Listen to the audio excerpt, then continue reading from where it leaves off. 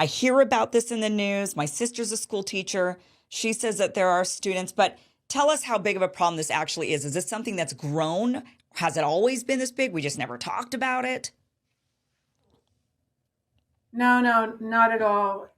It was until very recently, until about 10 years ago, gender dysphoria, which is the intense feeling of discomfort with one's body, with one's sex body, it was extremely rare.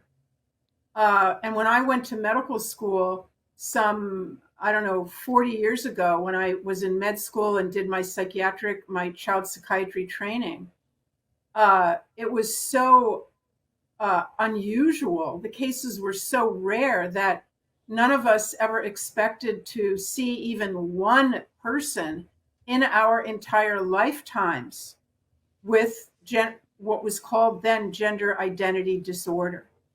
It was something that you read about in a textbook. That's how rare it was in children. Yeah.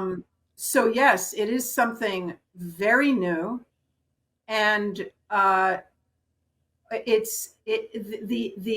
rates of kids who suddenly proclaim that they are identifying as the opposite sex or some other gender are actually up about 5,000% just in the past 10 years or so.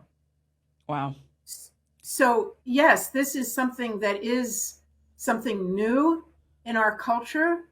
And the reason why people, parents especially, have to be aware of it is because many of us in the field see it as a social contagion.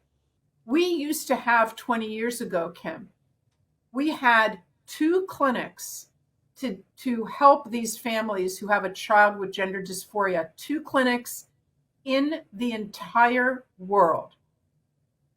One in Toronto, one in the Netherlands, in Holland. Now we have only in this country, in the United States, at least 100.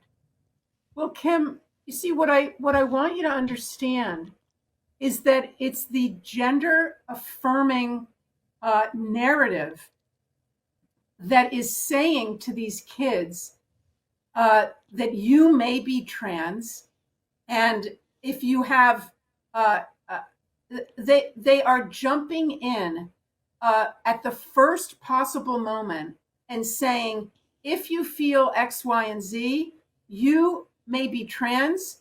Change your name, change your pronouns, see how it feels, go to a gender therapist, wear a binder, tuck your penis in your testicles, and see how that feels for you. The group of kids that are what I mentioned earlier, the 5,000% increase, those, the majority are girls.